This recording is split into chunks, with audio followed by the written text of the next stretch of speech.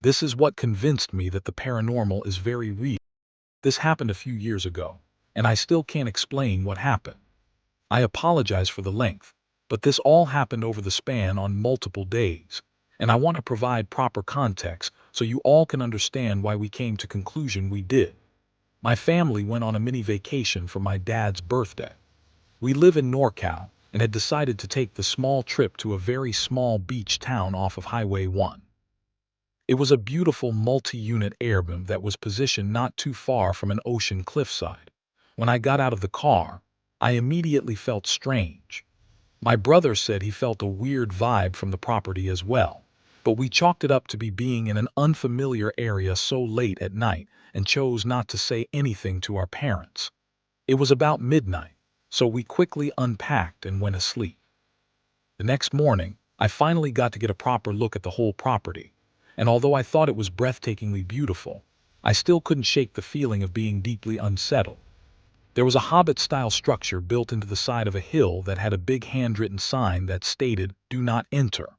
A huge barn workshop that we were told not to enter by the owner of the property, 3 different units, and a flat wooden lookout structure right next to the cliffside that had 0 barriers. My brother and I were staying in the smallest unit. My parents and 2 family friends were staying in the largest unit, and nobody even went inside the last unit.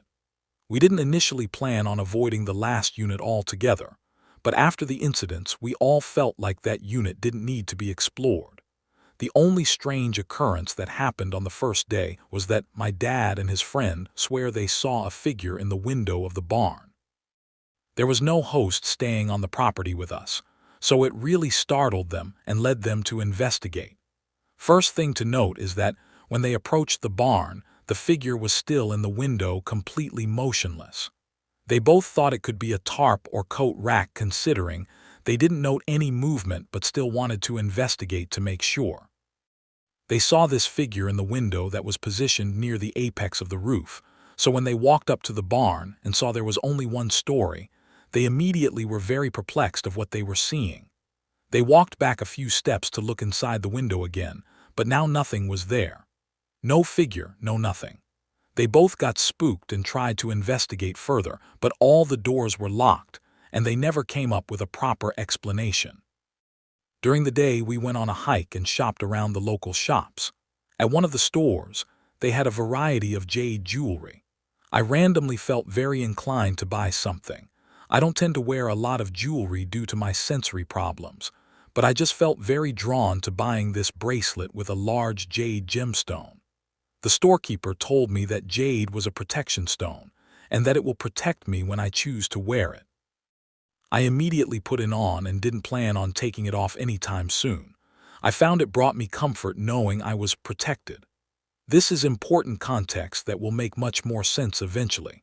That night, we all started talking about the weird vibe of the property and discussed what we thought was causing it.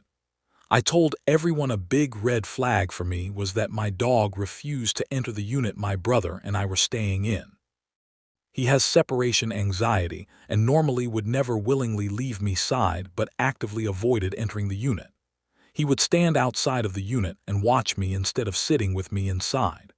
I dragged him inside a few times, but every time he would start scratching at the door to leave, so I stopped trying. I assumed he maybe wanted to have access to all the family members, but it still felt uncharacteristic for him.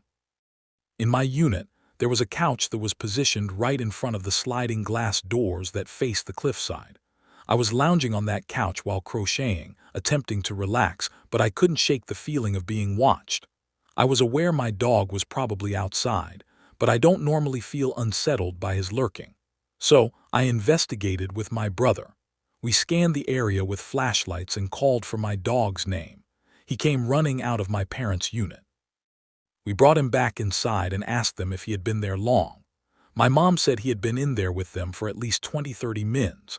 I told her I felt like I was being watched through the sliding glass windows but convinced myself and her that it was probably just anxiety. We all decided to lock up for the night and just went to sleep. The next day was fairly normal, nothing to note, until nightfall. I once again was crocheting on that couch and couldn't shake the feeling of being watched. I didn't investigate this time, I just kept periodically looking up to make sure I didn't see anyone and continued on crocheting. I ended up staying up much later than my brother. Therefore, I was all by myself with this sickening feeling I just couldn't get rid of. At about 2 a.m., I just couldn't sit there any longer. I honestly felt really scared to go to sleep too, but at least I didn't feel on display in bed. I locked all of the doors and even added a secondary lock to the sliding glass door. Used a wooden pole from a broom to make it so the door physically couldn't open without moving the pole. For context, my bed was positioned right alongside the wall of the bedroom my brother was staying in and was practically right in front of the stairs. I was not really in a bedroom. There was no doors or walls separating me from the downstairs, more like an open space that had a bed. I got into bed and was doom-scrolling when I suddenly heard movement downstairs. It started with small footsteps, almost childlike, around the kitchen and living room. I could very distinctively hear the small thuds that almost sounded like skipping or dancing. Then I heard metal clanking sounds. It was as if someone was holding a metal utensil and dragging it along the surfaces downstairs. Dragging turned to tapping. I was fully frozen with fear at this point, and quite literally had no idea what to do. At no point did I hear any doors open or locks turn, so whatever was downstairs was probably in the house the whole time. I was petrified just sitting there listening to the metal clank and the small footsteps.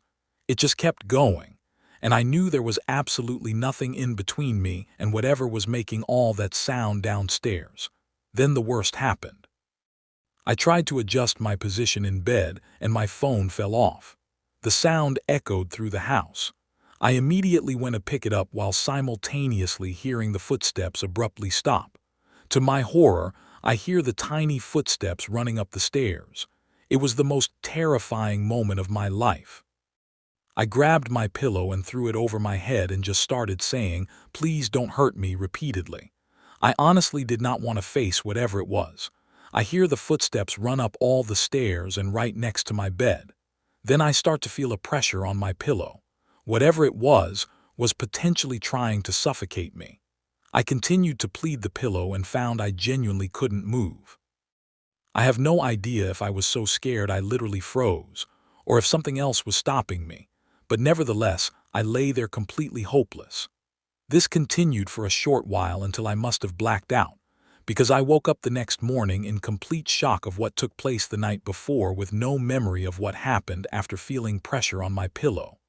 I ran to my parents' unit to tell them what I experienced, and they too had horrifying experiences the night before.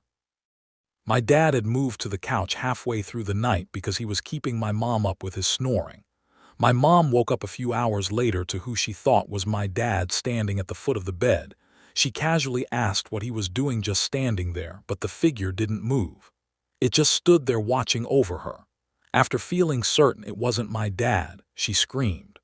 Once my dad came running in, the figure simply just vanished. She told my dad what she saw, and he said that he never even fell asleep because he kept hearing heavy footsteps walking through the house, sometimes sounding like it was right behind him. He said every time he turned to look who it was, he never saw anything that could explain the footsteps. He couldn't get himself to relax enough to fall asleep, so he just laid there in the dark. Since it was already 4 a.m., they both stayed up watching movies and discussing what they experienced. My brother and the family friends didn't experience anything of note that. They all know that we are skeptics and aren't the lying for attention type, so they really didn't know what to make of what we claimed. The most damning thing that nobody could explain was that my jade bracelet had changed colors. It was a light milky green before, and now there was a large spot of the main stone that was a very dark green-black color. It wasn't on the surface of the stone either. We tried washing it. It was literally as if the color of the stone changed. Scientifically speaking, that can happen due to wear, temperature changes, skin oils, or lighting. But I had just bought it, and the color change didn't go away after being brought to different conditions. Spiritually speaking, some believe that stones can change after absorbing negative energy, almost like a sign that it has done its job. I became convinced that a man lived there and would kill kids. I know I was probably jumping to conclusions, but it all made so much sense. The house was so isolated, and the cliff was the perfect murder spot. I'm pretty sure my parents had an encounter the killer, and I had one with a victim. It didn't even feel like a question at that point. It felt like I just knew deep down that evil things had happened on that property. I might sound crazy, but this was my experience. I think about this experience regularly and don't talk about it much. Most people look at me crazy after sharing, so I just stopped talking about it. It was horrifying, and I most certainly believe in the paranormal now. I think the property was removed from Airbnb. I've had strange experiences my whole life, but nothing that really stood out until my senior year of high school, when I moved from Massachusetts to Florida to live with my grandparents. They raised me for most of my childhood, so the move felt more like coming home than starting over.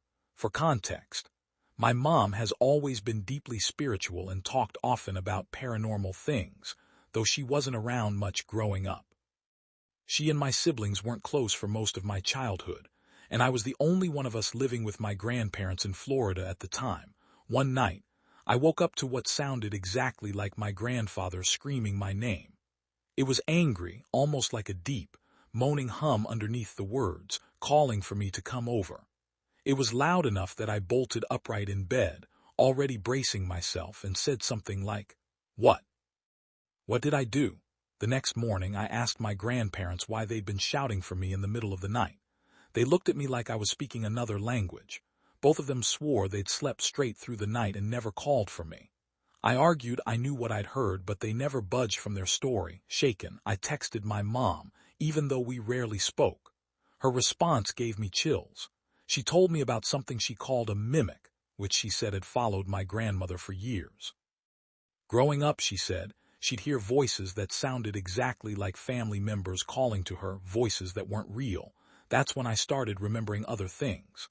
Back in Massachusetts, there were nights we'd find my Nana standing silently outside one of our bedroom doors. She wouldn't say a word. We'd open the door and she'd just turn and walk back to her room. The next day, she'd have no memory of it. At the time, we just thought it was odd and never dug deeper. A few months later, I left for college in Savannah. Nothing major happened there, just small, uneasy moments I could always shake off. Then this summer, back in Massachusetts and staying at my boyfriend's house, something happened that I haven't been able to shake off. His house has always felt a little off to me, even though I'd never actually seen anything. That night, I decided to sleep on the couch in his room instead of in bed with him. I was being dramatic, wanting a little attention. At some point, I woke up and saw what looked exactly like my boyfriend, standing in the corner of the room near his bed, getting up like he was about to come rescue me from the couch. It had his shape, his movements, everything. I wasn't scared.